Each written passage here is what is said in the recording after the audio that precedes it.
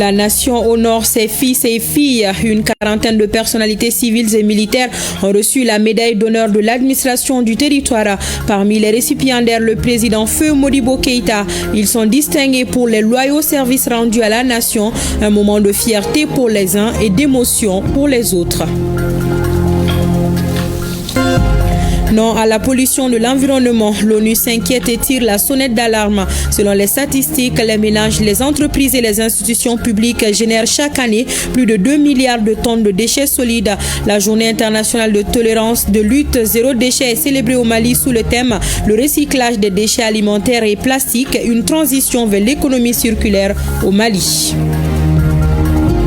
Le ministre des Maliens établi à l'extérieur et de l'intégration africaine a rencontré hier nos compatriotes établis à Malabo.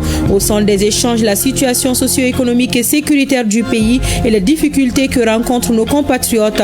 Ce cadre d'échange a été précédé de l'inauguration du siège des Maliens établis dans cette ville. La consommation du tabac ou de l'alcool, la mauvaise hygiène bucco-dentaire sont autant de facteurs qui favorisent le cancer de la cavité buccale. Il s'agit d'une tumeur maligne qui se développe sur les lèvres, la langue et les gencives. Comment diagnostiquer cette pathologie et quelle est sa prise en charge? Élément de réponse dans la chronique santé. Le ministre de la Jeunesse et des Sports, chargé de l'instruction civique et de la construction citoyenne, crée le concept « L'histoire de mon sport ». Il s'agit de faire connaître à la nouvelle génération l'histoire de chaque discipline sportive. La démarche est appréciée par l'ensemble des fédérations qu'il a rencontrées ce matin au Palais des Pionniers. Vous servir est un réel plaisir, mesdames et messieurs, bonsoir et merci de votre fidélité à la grande édition de 20h. 40 sur 152 personnalités civiles et militaires ont été décorées cet après-midi par le ministre de l'administration territoriale et de la décentralisation. Elles ont reçu la médaille d'honneur de l'administration du territoire. Parmi les récipiendaires, des officiers supérieurs, des membres d'institutions et feu le président Modibo Keïta. Ils ont été récompensés pour les loyaux services rendus à la nation. Le reportage de Bemba Sibi.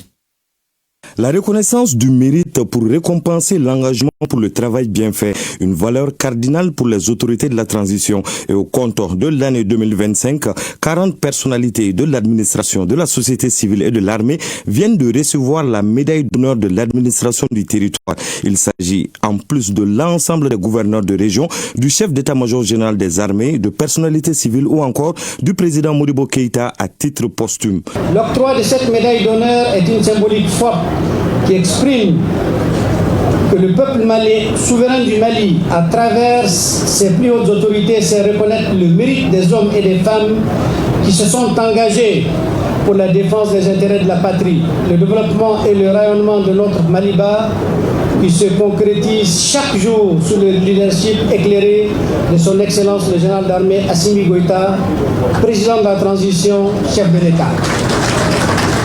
La célébration de cette reconnaissance, dont nous mesurons toute la portée, est également un appel à tous les citoyens de notre nation vers des valeurs sûres et ancestrales telles que la cohésion sociale, le courage, la loyauté, le travail bien fait, le dévouement au service de la nation.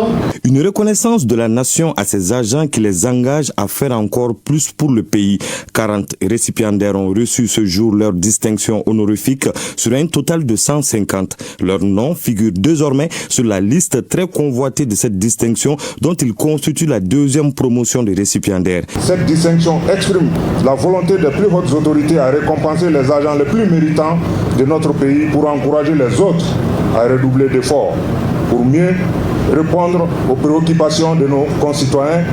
Parmi les récipiendaires de la médaille d'honneur de l'administration du territoire figure le président Feu Modibo Keïta.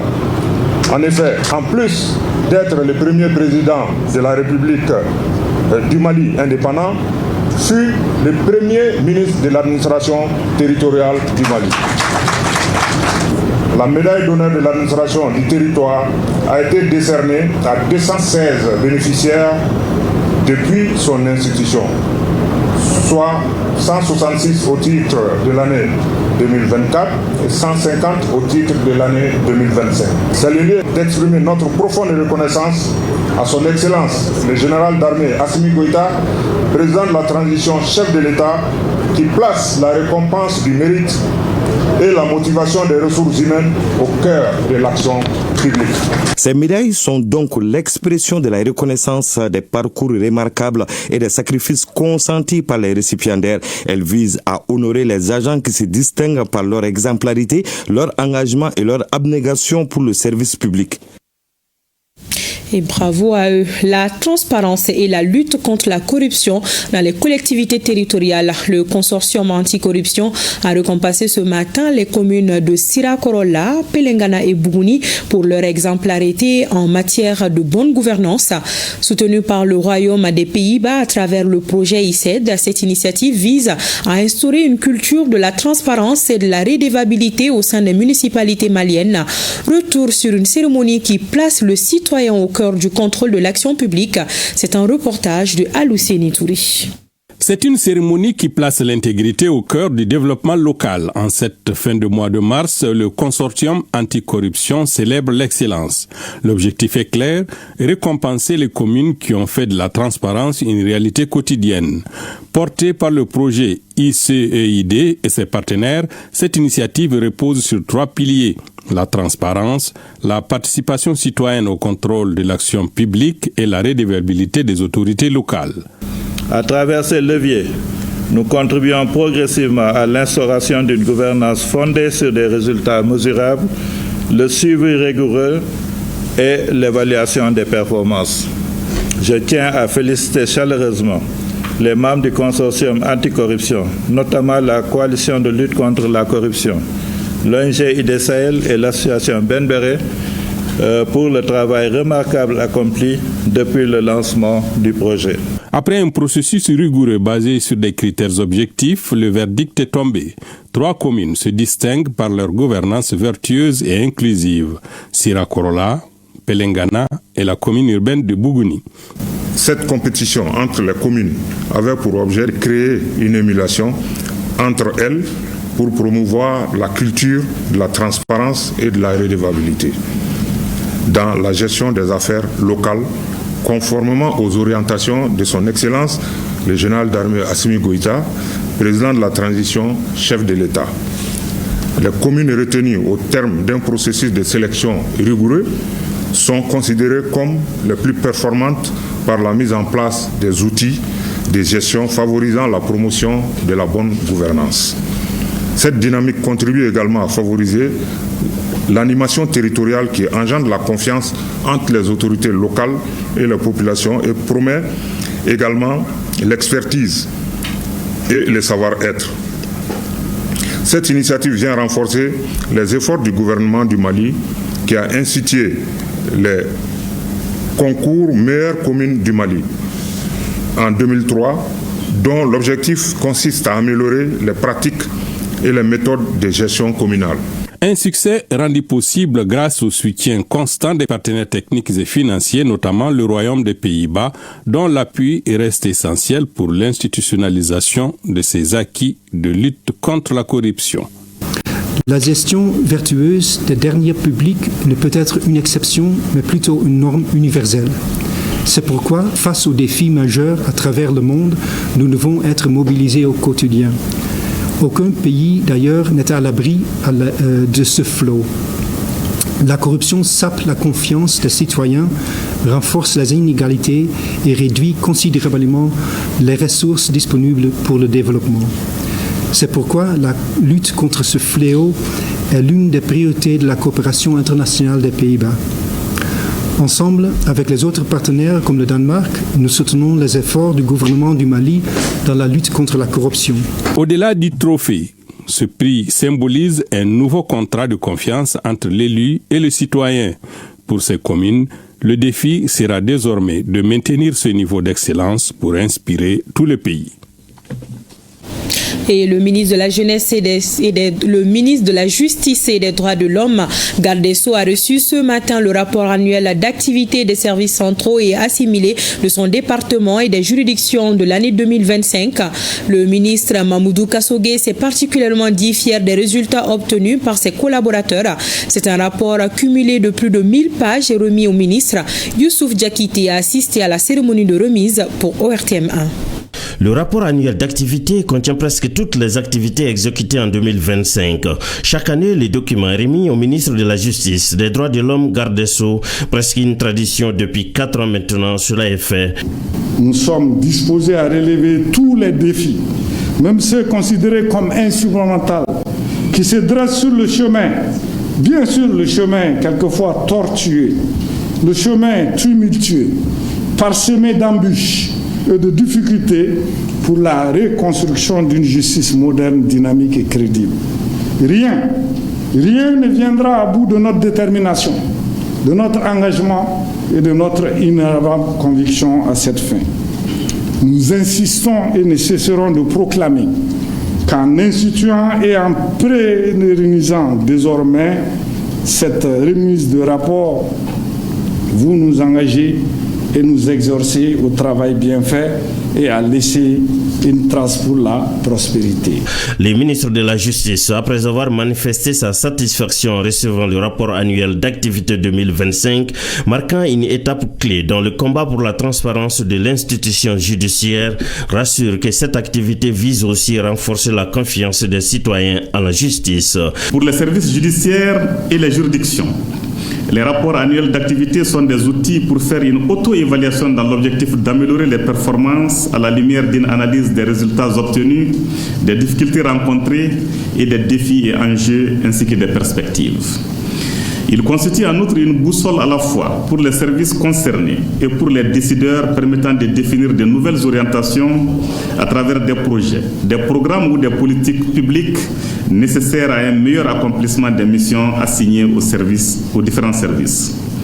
Aussi, la disponibilité des rapports renforce les fonds documentaires des services, permettant l'accessibilité à des données pour des besoins de planification, de statistiques, de recherche. Le ministre Kassogué rassure que ce rapport est un bond significatif qui traduit les efforts consentis par le gouvernement du Mali pour améliorer la transparence et l'efficacité de la justice malienne. La nouvelle justice, dit-il, moderne, crédible et transparente, repose sur les valeurs de bonne gouvernance et de culture du résultat surtout. Le monde se mobilise ce 30 mars contre la pollution de la planète.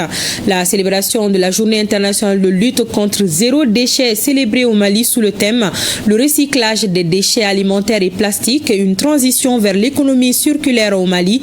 Un thème qui interpelle la conscience collective car selon l'ONU, les ménages, les entreprises et les institutions publiques génèrent chaque année plus de 2 milliards de tonnes de déchets solides. Cette journée vise donc à sensibiliser la population à un usage rationnel des déchets. Le reportage de Djemba Moussa Konati. La journée internationale zéro déchet fait la promotion de l'économie solidaire. Elle contribue à faire avancer les objectifs du développement durable au Mali. Cette journée vise en outre à faire des sensibilisations sur toutes les formes de déchets, y compris les pertes et gaspillages de denrées alimentaires, les déchets électroniques, entre autres.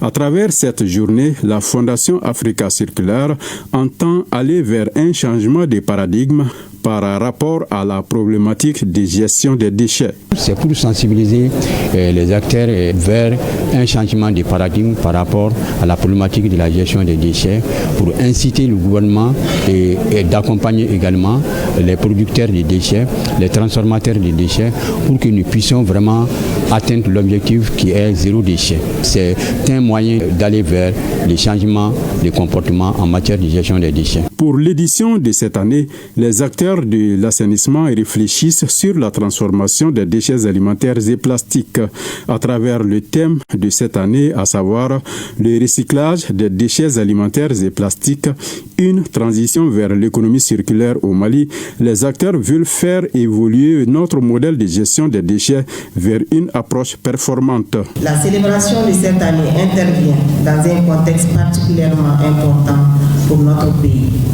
En effet, le gouvernement a adopté le 25 mars 2026 dernier, en Conseil des ministres, la politique nationale de l'assainissement, assortie de son plan d'action 2026-2030. Cette adoption marque une étape majeure dans la refondation du sous-secteur d'assainissement, en droite ligne avec la vision portée par son Excellence le président de la transition, le général d'armée Assimi Goïta, chef de l'État, qui accorde une importance particulière à l'amélioration du cadre de vie des populations, à la salubrité et à la protection durable de notre environnement.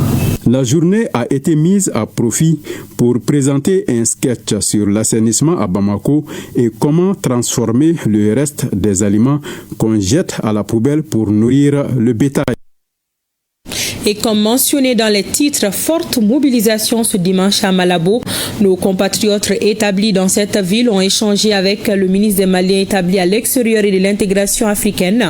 Moussa Ag Atayer a entretenu ses compatriotes de la situation socio-économique et sécuritaire au Mali. Il a salué la diaspora pour sa contribution à l'économie nationale. Cette rencontre a été précédée de l'inauguration du nouveau siège des Maliens vivant à Malabo. Le récit de nos envoyés spéciaux Tamsir Diabaté et Aboubakar Traoré. Au centre-ville de Malabo, le ministre est allé à la rencontre d'une communauté malienne fortement mobilisée. Un moment d'échange marqué également par un acte symbolique majeur. L'inauguration du nouveau siège du Haut Conseil des Maliens établi à l'extérieur.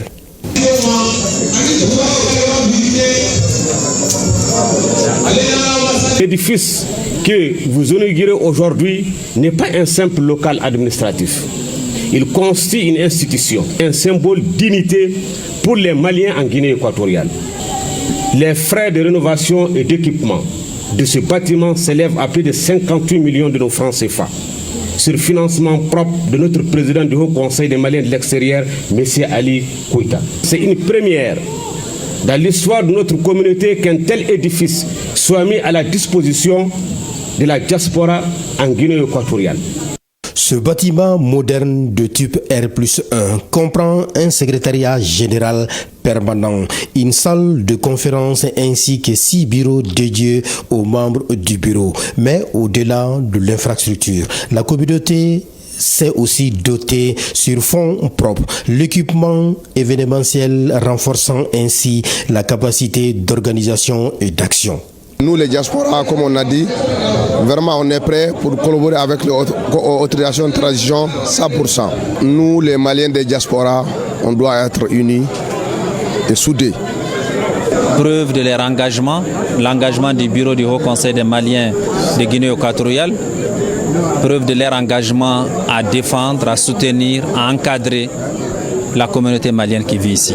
Je voudrais saisir cette occasion pour féliciter le président du Haut Conseil des Maliens de Guinée équatoriale, féliciter toute son équipe pour son engagement aux côtés de la communauté. Parmi les principales préoccupations exprimées, la protection consulaire et sociale, le soutien aux initiatives économiques et entrepreneuriales, la valorisation des compétences de la diaspora, ainsi que le retour volontaire et le renforcement de la coopération au sein de l'espace AES. Je voudrais saisir l'occasion pour rassurer les Maliens qui vivent en Guinée équatoriale, pour leur dire qu'aucun Malien, où qu'il se trouve à travers le monde, ne sera oublié par le gouvernement du Mali. Notre visite de cet après-midi, pour venir les voir, s'inscrit entièrement dans cette vision édictée par la volonté du chef de l'État, le président de la transition, chef de l'État, son Excellence le général d'armée Assimi Goïta. La visite s'est achevée dans une atmosphère conviviale autour d'un dîner offert en l'honneur du ministre et de sa délégation. Le ministre de l'Industrie et du Commerce, lui, est à Yaoundé au Cameroun. Moussa Alassane Diallo a eu une séance de travail avec son homologue du Cameroun chargé des mines, de l'industrie et du développement technologique. C'était après la cérémonie d'ouverture de la 14e conférence de l'OMC, l'Organisation mondiale du commerce. Occasion pour les deux personnalités d'échanger sur les voies et moyens susceptibles de renforcer les liens de coopération en matière industrielle. Tiemoro Konaté pour le compte rendu.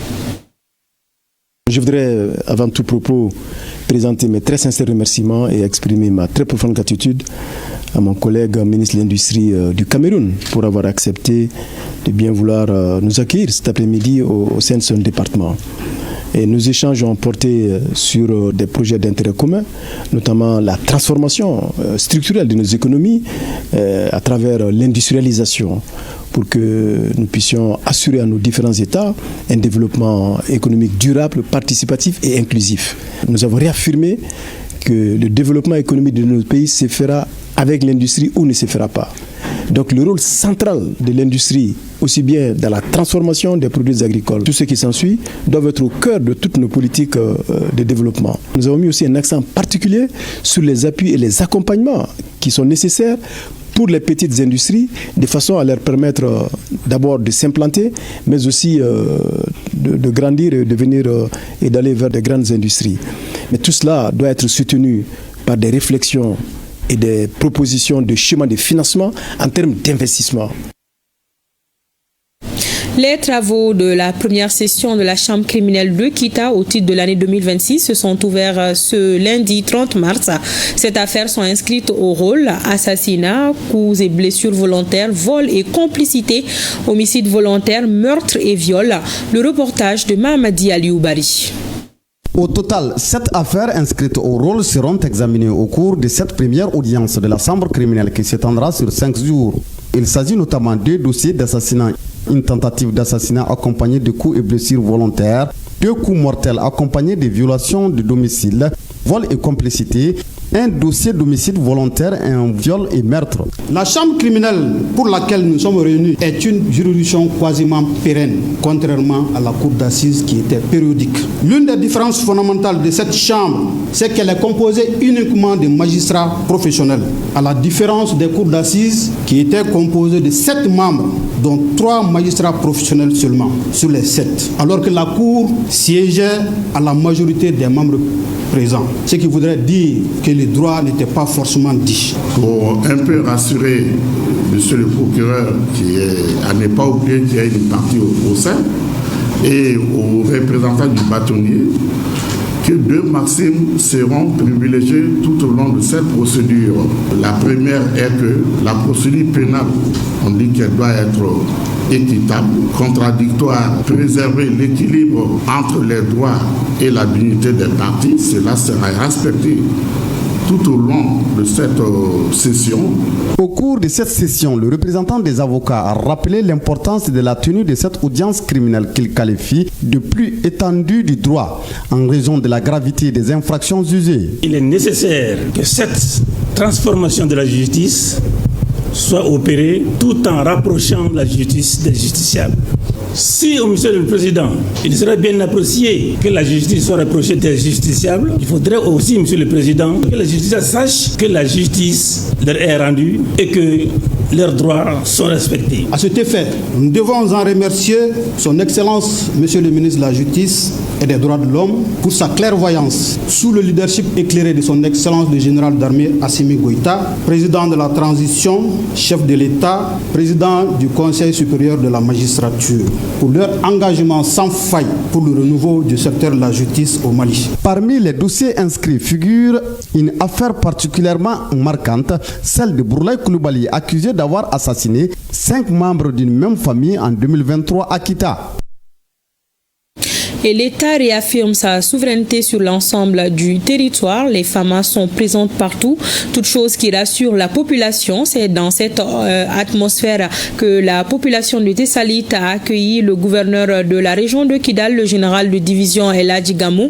Le chef de l'exécutif régional a rencontré les forces vives pour instaurer un cadre d'échange permanent entre les autorités administratives et la population. Le reportage de Sidi El Mehdi Ag Al-Baka. Tessalit accueille avec tous les honneurs le général de division Al-Hadji Gamou, gouverneur de Kidal, et le colonel Attaher Meiga, commandant de la zone de défense numéro 7 après un séjour à Aguelhok. Le gouverneur de Kidal a eu des échanges fructueux. Malgré un soleil ardent, les habitants de Tessalit ont réservé un accueil digne de son nom avec un message clair. Les messages sont toujours les mêmes. La cohésion sociale, les vivre ensemble, appelle à tous nos frères qui sont égarés, qui sont partis dans les autres pays, de revenir chez eux. Tous ceux qui sont dans les cœurs, les Mali, ils n'ont qu'à revenir chez eux sans problème. Entre poignées de main et échanges directs, cette visite a été l'occasion pour les populations d'exprimer leur fierté et leur satisfaction totale quant aux efforts du général d'armée Assimi Goïta, chef de l'État, chef suprême des armées. Je remercie vraiment le gouverneur de la région de Kidal et je tiens également à remercier les autorités de la transition, en particulier le général d'armée Assimi Goïta, pour ses actions, pour ses œuvres humanitaires. Donc encore une fois de plus, l'attachement du gouverneur, les compétences du gouverneur, les sacrifices que le gouverneur mène en direction de sa population. Parce que faire un discours, tenir un discours sous ces grands soleils d'aujourd'hui, c'est un sacrifice de plus. Cette rencontre témoigne de la volonté des autorités régionales de renforcer le dialogue avec les populations et de consolider la présence de l'État dans cette zone stratégique. Le directeur des informations et des relations publiques de l'armée invite la population à ne pas céder à la désinformation. Les FAMA poursuivent leur mission de sécurisation du territoire et l'escorte des camions-citernes se passe avec professionnalisme. Le patron de la DIRPA a aussi rassuré la presse que la situation sécuritaire du pays est stable. Le décryptage de ce point de presse avec Ari Jumatina. Face aux hommes des médias pour ce point de presse, le directeur général de la direction de l'information et des relations publiques des armées dresse l'état des lieux de la situation sécuritaire du pays. L'officier supérieur non moins conférencier du jour rassure. La situation sur le terrain est stable. Malgré les tentatives de déstabilisation, nos forces conservent l'initiative sur le terrain.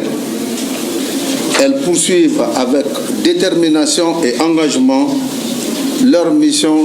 Les opérations de sécurisation des axes, notamment à travers les escortes, ont permis de réduire de manière significative les actions terroristes et les conséquences sur l'approvisionnement des grandes villes en produits pétroliers. La cabale médiatique savamment orchestrée par les terroristes et leurs sponsors contre le Mali a été dénoncée par le conférencier. Aujourd'hui, il est indispensable d'éclairer l'opinion nationale et internationale sur certains points sur lesquels les terroristes cherchent à déstabiliser notre pays. Des informations erronées ont circulé affirmant que notre pays aurait libéré des centaines de terroristes pour bénéficier de la clémence des terroristes en vue de favoriser l'approvisionnement de notre pays, de nos grandes villes en carburant. Ces propos relayés par certains médias, c'est de la pure manipulation, sans fondement et dénuée de toute source fiable. Vous vous souvenez certainement aussi de l'instrumentalisation des droits de l'homme dans notre pays. Nos forces armées ont été victimes, malgré ces informations qui ont été distillées. Le Mali a tenu, les forces armées maliennes ont tenu. Et aujourd'hui, pour mettre en cause la montée en puissance des forces armées maliennes, d'autres comportements, d'autres subversions sont en train d'être menées et par les terroristes et par leurs sponsors tapis à l'ombre. N'ayant pas d'autre solution, ces terroristes se sont évertués à plutôt couper l'approvisionnement de nos grandes villes, l'approvisionnement du Mali en carburant, et ce qui a abouti à l'attaque des convois de citernes.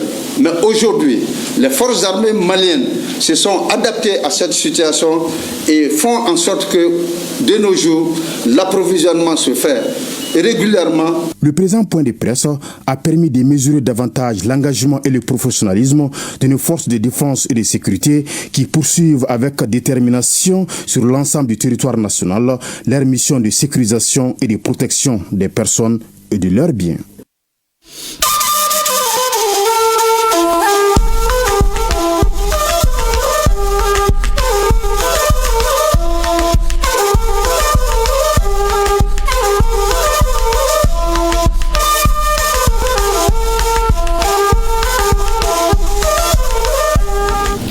AES Actualité, la jeunesse de la commune de Kourfé Centre dans le département de Filengue a organisé ce week-end une manifestation suivie de meetings et de prières collectives.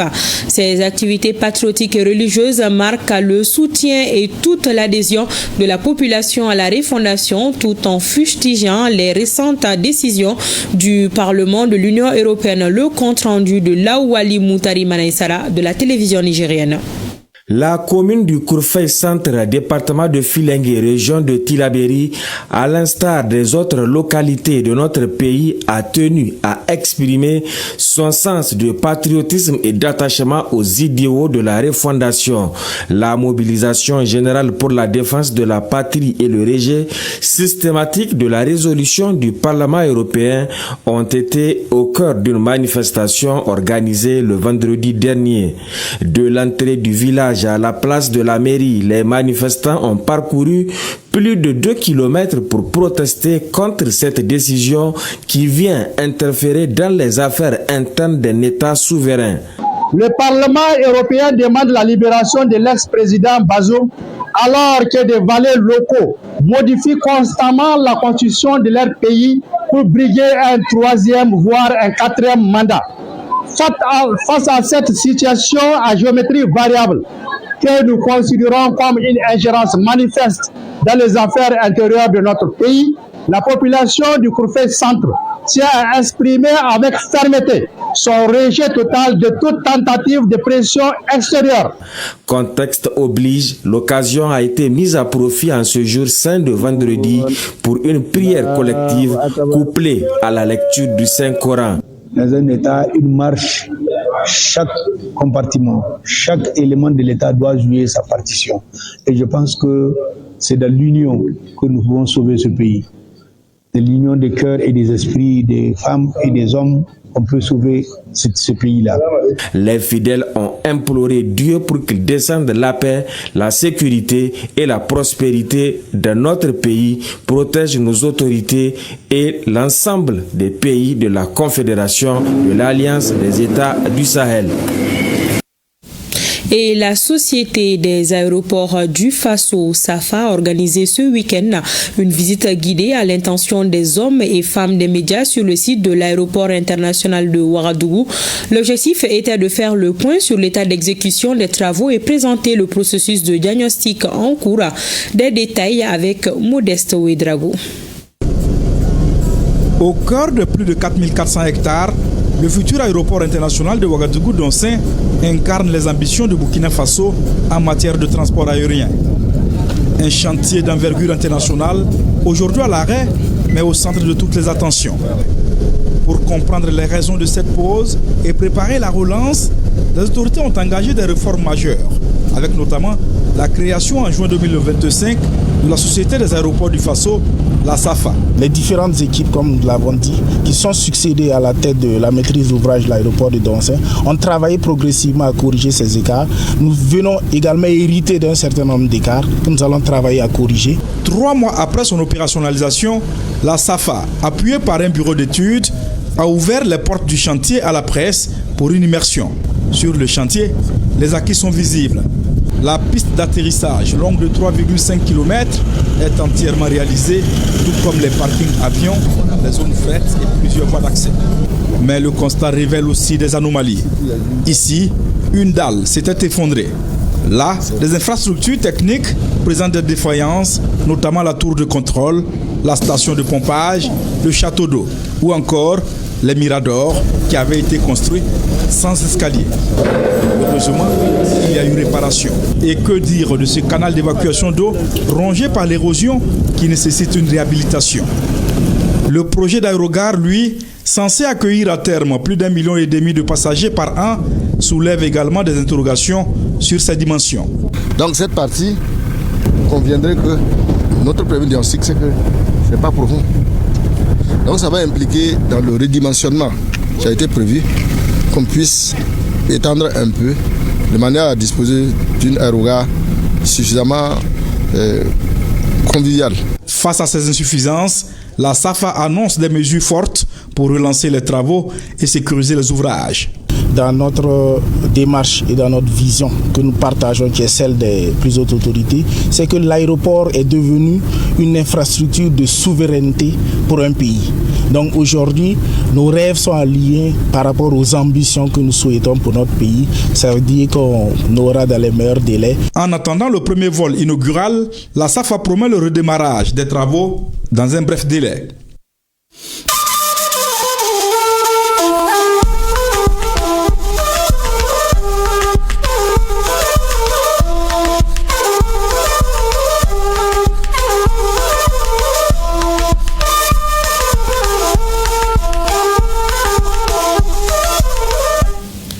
Retour à l'actualité nationale. Le ministre des Affaires religieuses, du culte et des coutumes a remis ce matin une importante quantité de dates au Haut Conseil islamique du Mali. L'initiative s'inscrit dans le cadre de Sungalo Solidarité. Elle a été l'occasion pour le ministre Koné d'échanger avec les futurs pèlerins qui sont en formation au niveau de la maison du Hadj. Le reportage de Sokona Kamisoko. Par la remise de ces 1000 cartons de date au Haut Conseil islamique du Mali, le ministre en charge des affaires religieuses s'inscrit dans une logique, à savoir la solidarité est un comportement au quotidien. Une manière aussi de réaffirmer tout son soutien à la fêtière qui se bat pour la paix sociale. Depuis dans le mois de Ramadan, le Haut Conseil islamique devait avoir des dates. Donc c'est maintenant que ces cartons sont arrivés. Donc on a appelé le Haut Conseil islamique pour cette donation. C'est un acte de solidarité.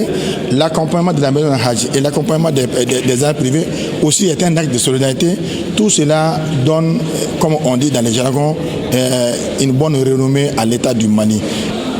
Vraiment, nous sommes très ravis. Chaque année, vraiment, on nous fait vraiment des cadeaux. Et cette année, c'est encore plus. Donc, nous, en tant que communauté religieuse, nous n'avons pas d'autre chose que de remercier le président de la République par rapport à cette œuvre qui nous va vraiment droit au cœur. Le ministre Koné a saisi l'occasion pour échanger avec les futurs pèlerins sur les nouvelles dispositions prises par les États. Elles visent à faciliter l'accomplissement du 5e pilier de l'islam.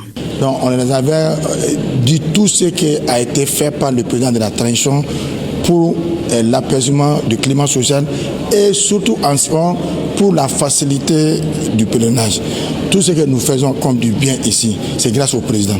C'est lui qui nous a gratifié ce qu'il faut pour l'organisation du pèlerinage.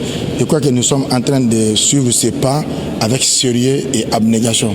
Le Hajj n'est plus une question de quota, mais c'est une question de la plateforme. C'est dans la plateforme maintenant que les gens travaillent et que chacun a son quota à travers uniquement la plateforme. Qui veut contourner la plateforme n'a pas de chance pour avoir des pèlerins. Le chef du département en charge des affaires religieuses d'insister auprès des candidats au Hajj 2026 sur le respect des lois du pays d'accueil. La ministre de la Santé et du Développement social, le colonel-major Assaba Diallo Touré, a présidé ce matin l'Assemblée générale ordinaire de la mutuelle du service de santé des armées. Ce conseil définit les orientations stratégiques, supervise la gestion financière et assure la pérennité de la protection sociale des membres. À l'ouverture des travaux, les participants se sont félicités de la bonne santé de la mutuelle. Le reportage de Awa Adamon Koulibaly et Aruna Diarra. À peine sortie de sa coquille, la mutuelle des services de santé des armées grandit à vue d'œil et s'impose déjà dans le paysage mutualiste. Après les phases d'information, de sensibilisation et d'adhésion, la mutuelle n'a désormais rien à envier à ses aînés. En 2025, elle enregistre un taux d'accroissement de 89%, signe d'un engouement croissant. À la passation des consignes, le 1er avril 2018, l'avoir général de la MUTSA était de 479 86 744 francs CFA, a passé progressivement de 732 988 875 francs CFA en 2021 à 808 166 625 francs CFA en 2022, puis à 901 899 375 francs en 2024 et en 2025 à 1 11 942 710 francs CFA. Portée par cette dynamique et l'atteinte progressive de ses objectifs, la mutuelle envisage déjà de nouveaux projets innovants au profit du bien-être de ses membres. L'avenir nous appelle à poursuivre notre transformation.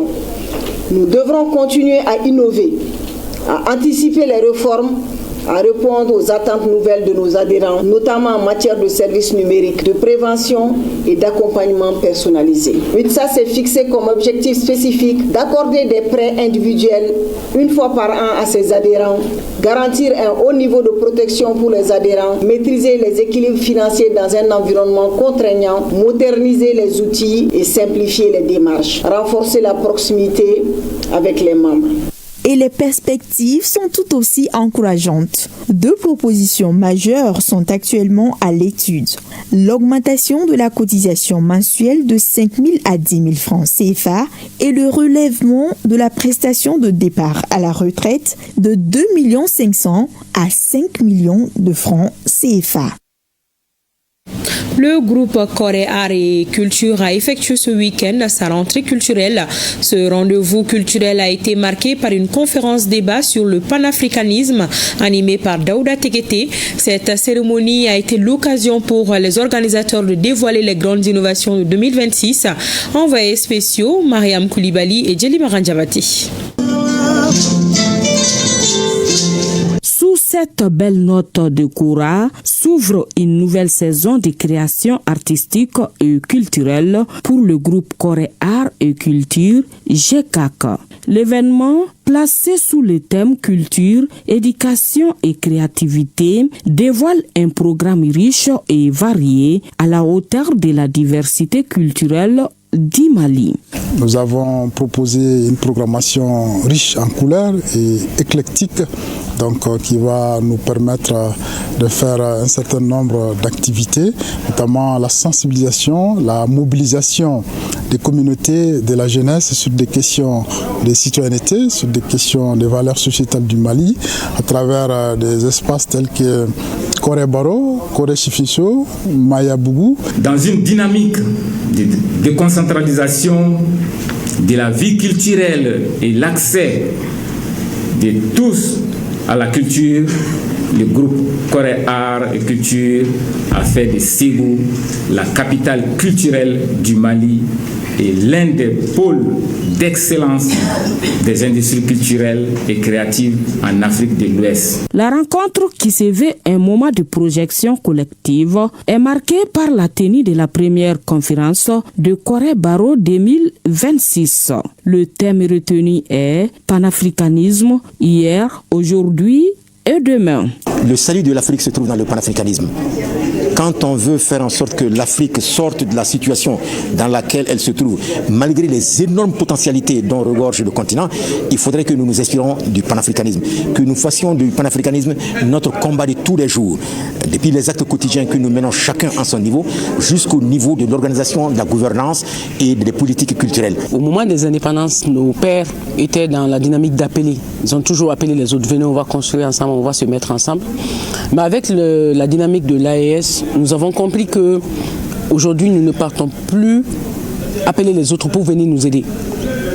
Nous sommes comme un arbre, nous avons décidé de nous enraciner, de rester dans notre espace, mais de rayonner tellement fort que les autres vont ressentir le besoin de venir nous rejoindre. Et c'est ce qui se passe. Symbole d'engagement culturel, cette nouvelle saison s'annonce pour le groupe Corée Art et Culture une célébration vivante de l'art et de la culture, vecteur de paix, de cohésion et de vivre ensemble. L'annonce majeure est la tenue du prochain festival sur le Niger du 26 au 31 janvier 2027 au grand bonheur de Ségou, la ville créative. Et vous l'avez suivi hier dans l'édition de 20h, la remise de Fagnon et de la mascotte de la Biennale artistique et culturelle à la région de Bougouni qui abritera l'édition 2027. Après la cérémonie de passation, les artistes du Bani Monotier ont proposé au public des prestations de belles factures. Les temps forts dans ce reportage de Abdul Karim Konaté et Djibril Barayogo. Au stade Omnisport Moussa Diakité UTA, pas pour un match de football. Ici, ce sont les arts lyriques et chorégraphiques qui sont au rendez-vous folklorique. Juste une partie énergétique culturelle de la 15e région administrative du Mali qui doit abriter la biennale artistique et culturelle. Cette démonstration culturelle est un autre temps fort de la cérémonie de passation du témoin entre les régions de Tombouctou et de Bougouni. En clair, c'est un appel à l'endroit de tous les fils du terroir à retrousser les manches pour gagner le pari de l'édition 2027 dans toutes ses dimensions. Bougouni est à l'honneur. C'est comme un défi. Ce défi doit être relevé par tous les fils et les filles de la région de Bougouni. Tous les ressortissants de Bougouni sont là, car notre région, c'est une région quand même de culture. Vous le savez, nous avons quand même connu plusieurs célébrités de la culture comme les Nawa Doumia ou Moussangare et autres. À l'agenda culturel, plusieurs artistes de la région, du folklore du terroir, instruments traditionnels tels que le polon, le combat, aussi danse folklorique sacrée du Calébas. Toute une expression corporelle avec ces jeunes filles. La partie impressionnante, c'est la maîtrise. C'est vraiment la maîtrise des différentes figures que les enfants ont montrées. On sent tout un travail derrière. On sent de l'automatisme entre la main de ces enfants et les calébasses. À vue d'œil, on pense que c'est facile, mais ce n'est pas du tout facile. Et ça prouve aussi que, comme on le dit, Bougouni est un bassin culturel. Cette danse est sacrée pour nous. Au cours de la danse, nous faisons des pas rythmés en cohérence avec la chanson. La soirée de ce samedi soir a été un champ d'expression pour les artistes de véhiculer des messages de paix, d'unité et surtout de cohésion nationale. Et dans le même registre, le gouverneur de la région de Bougouni, le général de brigade Ousmane Ouelé, adresse ses vifs et sincères remerciements à l'ensemble des acteurs qui ont contribué au succès de la cérémonie de passation de témoins de la mascotte de la biennale artistique et culturelle qui s'est déroulée ce samedi 28 mars 2026 à Bougouni sous la présidence de M. Mahmoud Afé, ministre de l'Artisanat, de la Culture, de l'Industrie hôtelière et du Tourisme. Cet événement d'envergure riche en symboles et en émotions a été une parfaite illustration de l'engagement collectif en faveur de la promotion de notre patrimoine culturel et de l'unité nationale.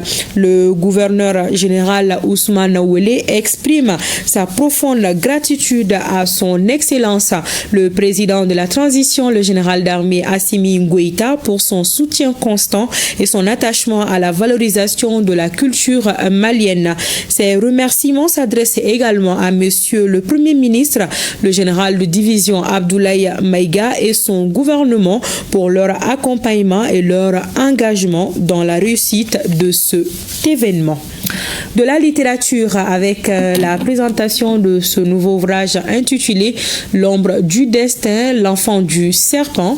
L'auteur du roman est Amagono Say. Il plonge le lecteur au cœur d'un drame humain intense entre douleur, résilience et espoir. Une œuvre qui interpelle et appelle à vaincre la haine et la jalousie. L'ouvrage a été officiellement lancé ce week-end à la Maison de la Presse, suivant les explications de Boukari Koulibaly. Paru en 2018, le roman L'ombre du destin, l'enfant du serpent fait aujourd'hui son entrée officielle dans l'univers des lecteurs. Une œuvre poignante signée Amagono Say. C'est un mélange entre fiction et réalité. Au cœur du récit, une famille marquée par l'épreuve. 12 enfants perdus avant l'âge de 3 ans sur fond de haine, de jalousie et de méchanceté. Un drame profond traversé par 40 années de patience, de résilience et d'espoir jusqu'à l'accomplissement d'un rêve longtemps inaccessible. La naissance de l'enfant prodige Arsigé. Le roman est ainsi divisé en 3 parties.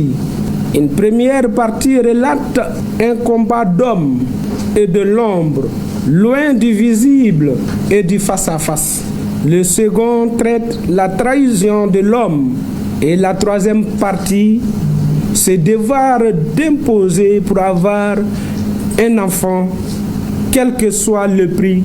Édité par la Maison et du Livre, ce roman de 65 pages, à la fois tragique et inspirant, a su captiver et émouvoir le public lors de sa présentation officielle. C'est une belle histoire qui explore les thèmes de la famille et de la société.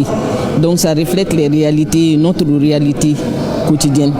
Donc c'est vraiment une fierté pour tous Dogon qui vont lire ce roman. C'est l'occasion d'inviter les jeunes effectivement à écrire parce que aujourd'hui il y a beaucoup de matières. Si on arrive à faire des parutions, c'est une très bonne chose. Désormais disponible dans les kiosques, L'ombre du destin, l'enfant du serpent se positionne comme un véritable plaidoyer pour la paix et un appel à combattre la haine et la jalousie. Et le célèbre écrivain Yambo Wologem, immortalisé à travers un documentaire intitulé Yambo Wologem, les blessures. En 76 minutes, il retrace l'histoire du célèbre écrivain malien accusé de plagiat puis disparu de la scène littéraire africaine et internationale. Khalidou Si, réalisateur de ce film, dénonce une injustice dont Yambo Wologem a été victime et qu'il ambitionne de réparer à travers ce documentaire. Sa projection est prévue demain mardi, mais avant, il nous donne une brève présentation de son œuvre. C'est au micro de Amneta Brima Ouidrago. Ce documentaire, en fait, il raconte l'histoire d'un écrivain africain malien qui a été très injustement effacé de l'histoire. J'ai commencé en 2020. J'ai mis 4 ans pour le faire entre la France et le Mali parce que Yambo Wologem a eu 2 vies. Il a eu une vie en France où il y a eu un prix littéraire, le prix Renaudot, avec son livre Le devoir de violence. Sauf que 4 ans après, il a été accusé de plagiat et injustement, il a été lâché par la presse en France et par le milieu de la littérature. Donc, il a décidé de rentrer au Mali définitivement dans sa ville, à Sévaré, où il est mort malheureusement en 2017 dans l'oubli. C'est un documentaire qui dure 76 minutes. Il parle de l'histoire du plagiat, il parle du racisme, parce que Yambo Wologem, c'est pas le premier auteur à avoir été accusé de plagiat, mais c'est l'un des seuls qui a reçu un tel acharnement qu'il n'a pas pu se défendre.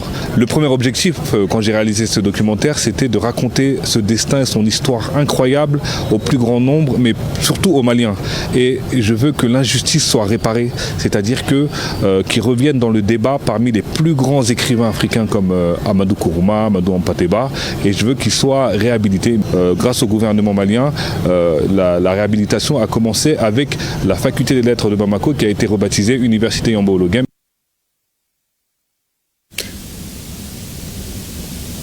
Et je vous le disais dans les titres, le ministre de la Jeunesse et des Sports chargé de l'instruction civique et de la construction citoyenne a rencontré ce matin les différentes fédérations sportives du Mali. 2 points étaient inscrits à l'ordre du jour de cette rencontre. Le concept, l'histoire de mon sport et comment s'approprier les installations du Palais des Pionniers récemment inauguré par le Premier ministre. La démarche a été appréciée par les présidents de fédérations. Le reportage de Siragatou Sissé. Palais des Pionniers dans le district 6 de Bamako. Ici, le ministre en charge des sports, Abdoul Kassim Ibrahim Fomba, est face au président des 54 fédérations nationales sportives affiliées. Ils sont tous à l'écoute du ministre Fomba. Nous les avons rencontrés concernant 2 volets. Le premier volet, c'est une initiative que nous voulons mener ensemble, qu'on appelle Mon histoire du sport. L'idée de cette initiative, c'est de voir ensemble comment on peut mobiliser les anciens, qu'il y ait une rencontre intergénérationnelle, mais entre les sportifs, et mettre ça sur place. Et dans ce cadre-là, nous avons eu à échanger pour prendre un peu leurs avis et voir comment mieux mettre en œuvre cette initiative. Le deuxième aspect, c'est, vous savez, au niveau du Palais des Pionniers, il y a aussi des espaces de sport. Donc il était important que nous puissions leur montrer ces espaces, également parler un peu des ambitions du Palais des Pionniers et leur dire que nous comptons beaucoup sur eux dans le cadre de l'animation de ces espaces-là. À l'issue de cette rencontre de portée, les présidents des fédérations nationales sportives ont adhéré à l'approche du ministre Fomba. Moi, je salue quand même le travail abattu par le département. Je dis chaque fois on a besoin de salles et pour les compétitions, je vois que déjà ça commence à avoir le jour. C'est un échange profitable maintenant parce que dans cet échange-là, donc on doit ressortir maintenant ceux-là qui ont eu à travailler dans les différentes disciplines. Donc au niveau sportif, quand on prend les 54 fédérations, chaque fédération maintenant a eu maintenant des pionniers dans ces différentes disciplines. Grâce à ces projets, beaucoup de personnes vraiment vont s'y mettre afin que vraiment l'État puisse être vraiment reconnu d'acteurs importants dans les différentes disciplines. Une visite guidée des nouvelles installations sportives ultra modernes du Palais des Pionniers a sanctionné cet échange direct. Ministre des Sports, président de fédération. Et parmi les différents types de cancers, la rédaction s'intéresse aujourd'hui à celui qui touche la cavité buccale. Cette pathologie s'installe discrètement sur la langue, les gencives ou le palais. Parmi les signes d'alerte, la lésion qui ne guérit pas ou une tache qui persiste. Le tabac, l'alcool et la mauvaise hygiène bucco-dentaire sont entre autres facteurs qui favorisent le cancer de la cavité buccale. Comment diagnostiquer cette pathologie et quelle est sa prise en charge? Élément de réponse dans ce numéro de Focus Santé, une réalisation de Koumba Sissé et de Sidiki Koulibaly. Une tache blanche sur le bord de la langue, une petite ulcération douloureuse qui traîne, une gencive qui saigne sans raison, voici entre autres signaux d'alarme qui annoncent les cancers de la cavité bucco-dentaire. Le cancer de la cavité buccale, c'est une prolifération cellulaire maligne qui se développe aux dépens des éléments qui constituent la cavité buccale. Il peut s'agir de la lèvre, il peut s'agir de la joue, ça peut être la langue, ça peut être le palais, ça peut être le plancher, ainsi de suite. Pour confirmer ce cancer, les signes d'alerte nécessitent un examen approfondi. On prélève un petit morceau de tissu et ce petit morceau de tissu est envoyé au niveau du laboratoire pour un examen histopathologique et c'est cet examen histopathologique qui va confirmer le cancer et donner la nature exacte, le type histologique du cancer.